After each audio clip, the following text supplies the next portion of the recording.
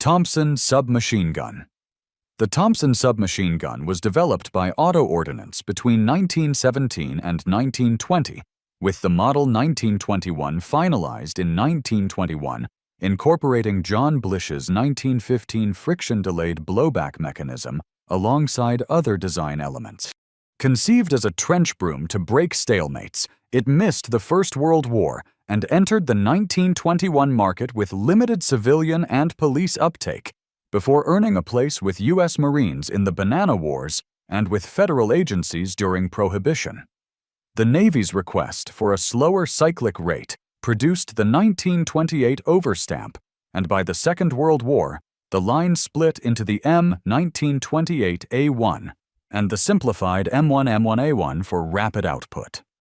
Savage and Auto Ordnance ran parallel production British Lend-Lease shipments, favored 30-round box magazines, and the Cuts compensator on 1928 models measurably tamed climb-aiding practical burst control in trench clearing and shipboarding roles. After 1945, it kept showing up from Greece to Indochina and Vietnam, and later in irregular conflicts. The Thompson was known as the Tommy gun and Chicago typewriter, but was typically called the Thompson submachine gun in Commonwealth service. It established the template for an American submachine gun in .45 Auto. Early commercial and 1928 guns used a friction-delayed form of blowback. Then wartime M1 M1A1 models moved to simple blowback, with the M1A1's firing pin machined into the bolt. Drums of 50 or 100 rounds existed, but most forces standardized on 20 and then 30-round box magazines. Transferable select fire examples survive in registries and collections, while modern closed-bolt semi-automatic lookalikes remain available. The silhouette persists in films, museums, and reenactments. MP40.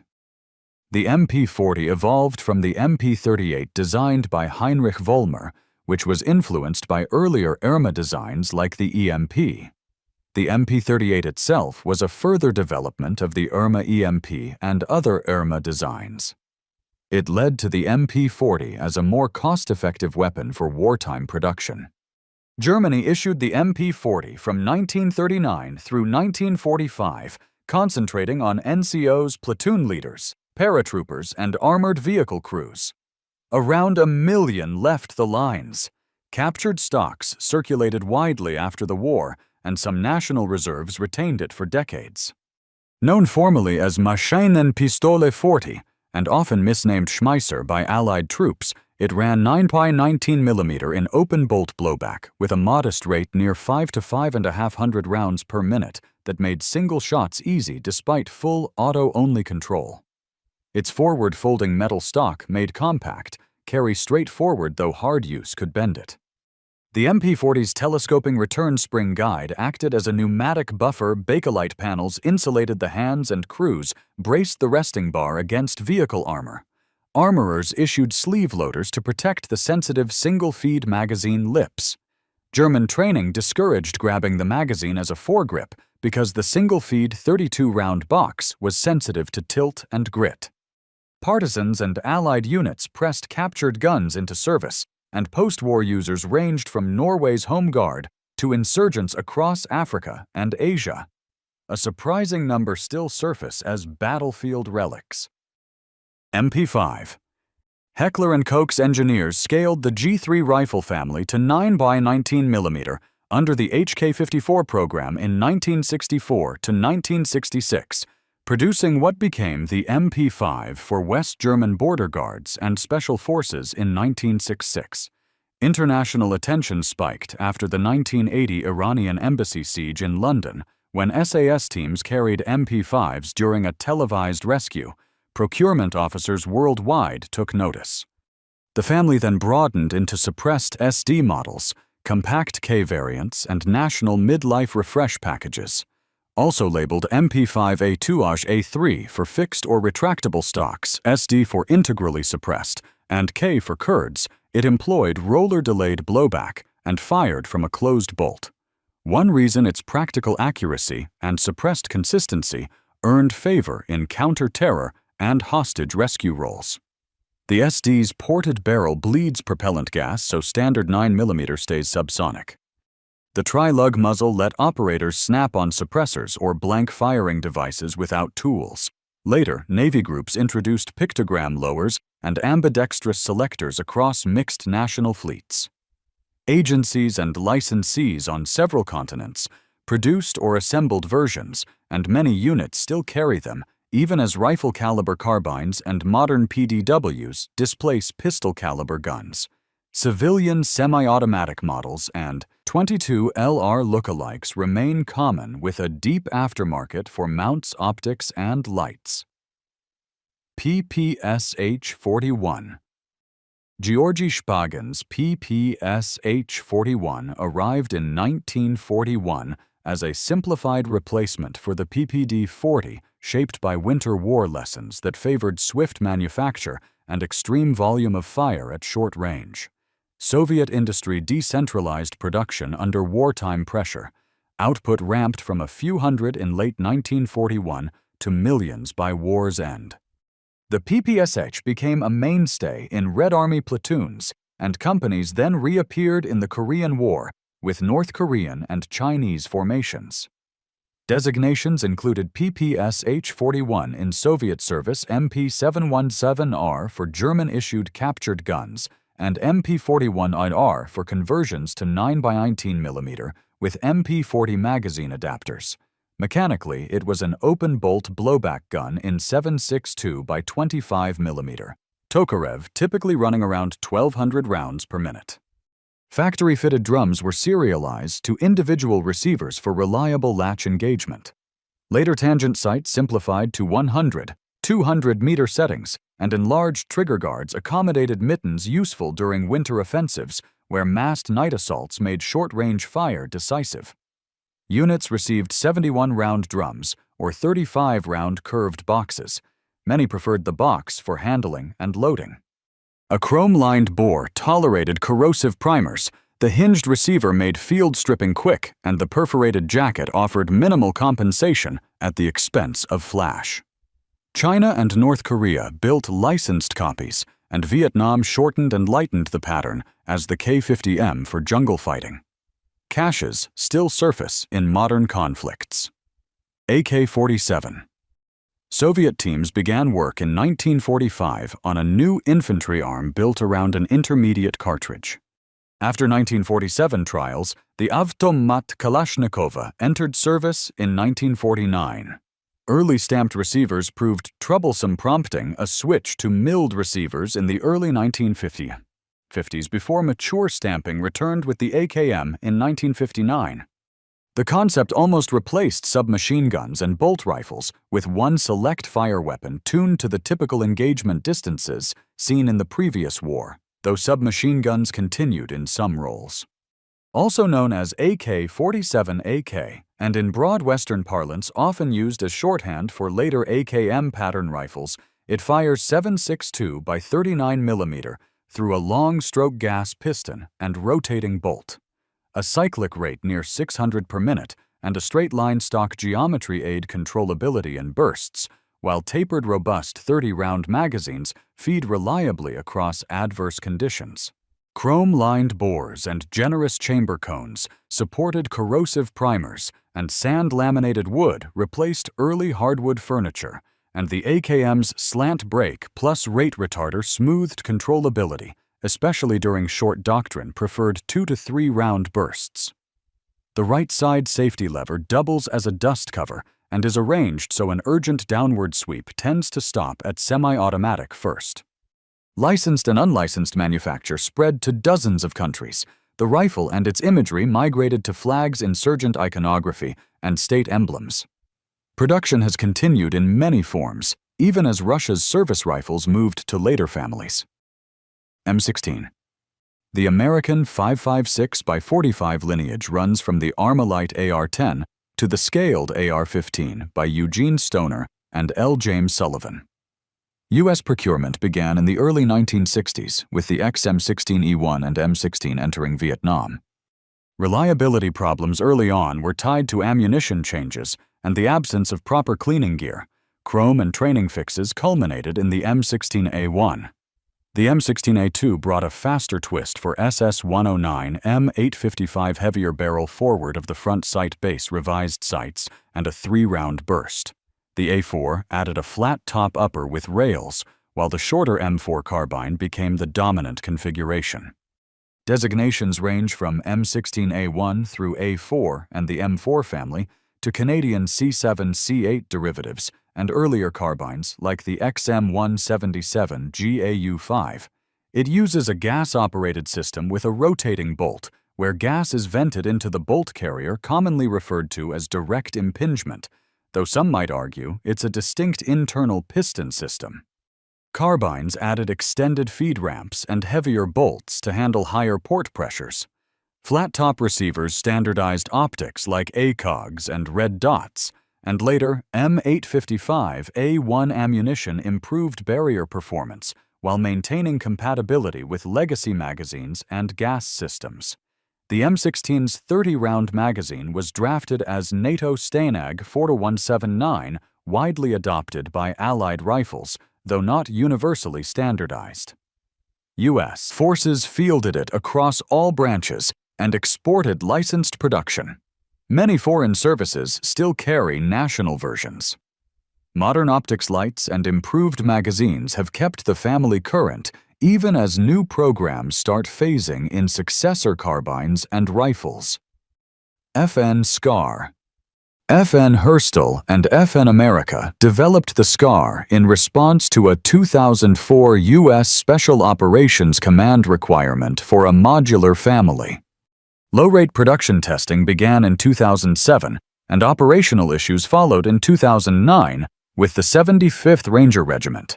The family centered on 2 calibers, the 5.56x45 SCAR-L and the 7.62x51 SCAR-H. USSOCOM later discontinued the FN SCAR-L in favor of the SCAR-H and the Mk20 SSR for most operations. This is because the SCAR-L did not provide a sufficient performance advantage over existing 5.56mm rifles like the M4A1 to justify continued investment, especially given the SCAR platform's modularity and the Mk17's more powerful 7.62x51mm cartridge, which offered greater versatility. Known as MX-16 Mod 0, and MX-17 Mod 0 in U.S. service with commercial 16S, 17S, and 20S designations. The FN SCAR uses a short-stroke piston rotating bolt and a monolithic aluminum upper with a polymer lower. Quick-change barrels allow length swaps, while a folding telescoping stock adapts to roll and transport. The SCAR-H uses proprietary 20-round magazines. SCAR-L accepts Stanag magazines. Later receiver revisions introduced non-reciprocating charging handles and suppressor-friendly gas settings. The monolithic top rail aligns seamlessly with accessory rails, and armorers could reconfigure barrel lengths in minutes thanks to the monolithic rail reducing the need for re-zeroing optics. In U.S. inventories, the SCAR-H remains a common special operations choice, with the SSR variant filling designated marksman roles. Civilian semi-automatic models and newer subcompact forms broadened the line beyond the original solicitation. Browning Automatic Rifle. John Moses Browning's M1918 Bayar was designed in 1917 and first used in combat in September 1918. Intended for trench-walking fire, it evolved in practice into the U.S. Squad's automatic rifle and then into a light machine gun role between wars. The M1918A2 standard, with a mechanical rate reducer, offered 2 cyclic settings and served extensively in the Second World War and Korea. The United States began phasing it out in the 1950s as general-purpose machine gun concepts matured and the M60 took over. Guard armories still had examples into the 1970s. Commonly called the BAR, with law enforcement monitor variants, and foreign developments like the FN Model D and Polish Model 28.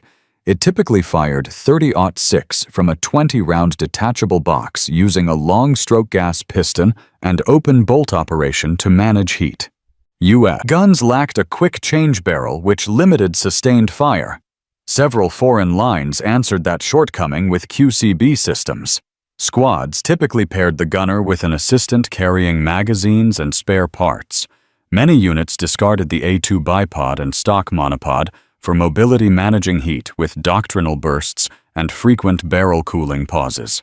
Depression-era criminals stole or acquired BARs, the FBI purchased monitors, and the weapon remained a fixture aboard U.S. ships. Modern semi-automatic recreations and lightened interpretations keep the pattern alive for collectors and historical shooters. M14 EBR. At the turn of the century, U.S. Special Operations sought a way to repurpose M14 rifles for optics and accessory use. Two individuals, Mike Rock and Jim Rybordy, collaborated on an early rifle design that was effective but faced noise issues. Smith Enterprise and Naval Surface Warfare Center, Crane refined the concept into the MCO-14 Mod 0 with an 18-inch barrel and aluminum chassis. First fielding came in 2004, with Navy SEALs and the U.S. Army's EBR-RI line at Rock Island Arsenal converted thousands of rifles for designated marksman roles. Variants followed with different stocks and barrels. U.S. forces utilized the M14 EBR in Iraq and Afghanistan, and though there is limited and mostly non-U.S. evidence for Syria and Ukraine, EBR variants have appeared in those countries very likely through surplus and aid. Called the MCO-14 Enhanced Battle Rifle, EBR-14 or EBR-RI, depending on program and builder, it retained the M14's 7.62 by 51 mm gas piston action and gained a rigid chassis with full-length top rail and side heat-bottom interfaces for optics and bipods. Common optics included Leupold Mark IV and later variable power day scopes on continuous top rails. Adjustable cheek risers solved eye height issues, and the heavier chassis moderated recoil for quicker second shots from supported positions. Typical employment was semi-automatic with magnified optics and a Harris-type bipod. The chassis added a pistol grip and adjustable or folding stocks, but also significant weight and a forward balance that operators accepted for stability and mounting real estate. Many units have since shifted to lighter 7.62 designated marksman rifles based on the HK-G28 pattern, while civilians can replicate the configuration with commercial chassis for M1A type receivers. M249 SAW. FN's Minimi won the U.S. Squad automatic weapon competition early in the 1980s and entered service as the M249 with the Army in 1984 and the Marine Corps in 1985. A brief pause for a product improvement program addressed sharp edges, bipod fragility, and heat shielding before production resumed. The weapon gave squads belt-fed, quick change barrel firepower beyond what rifles could sustain and has seen combat from Panama through the Middle East and into recent conflicts. Formerly, the light machine gun, 5.56 mm M249. It runs a long stroke gas piston and open bolt rotating bolt with barrels around 18 to 20 inches and a twist suited to NATO ball and tracer. Primary feed is 100 or 200 round disintegrating belts carried in soft pouches. The M249 can use Stanag rifle magazines in emergencies, but this is unreliable and prone to malfunctions, making it suboptimal. PIP updates added a heat shield hydraulic buffer and soft 200-round pouches that replaced early plastic boxes. Doctrinal sustained rates emphasized 6 to 9 round bursts, allowing barrel swaps before accuracy drifted from thermal growth. The cyclic rate sits in the mid-800s per minute on standard settings. The family includes the compact Para and the SOCOM-focused MK46 in 5.56 and MK48 in 7.62. The Marine Corps shifted much squad use to the M27 infantry automatic rifle while keeping M249s higher in the chain. The U.S. Army selected the Sig Sauer M250 as part of the NGSW program to eventually replace the M249, with testing and early fielding underway as of 2025. Still, civilian semi-automatic belt-fed versions of the M249 exist, where lawful and minimi derivatives remain common worldwide. And that's a wrap. If you enjoyed this video, consider giving it a like, sharing it with others who follow small arms history, and subscribing for future uploads. Got a topic in mind? Drop it in the comments. Thanks for watching.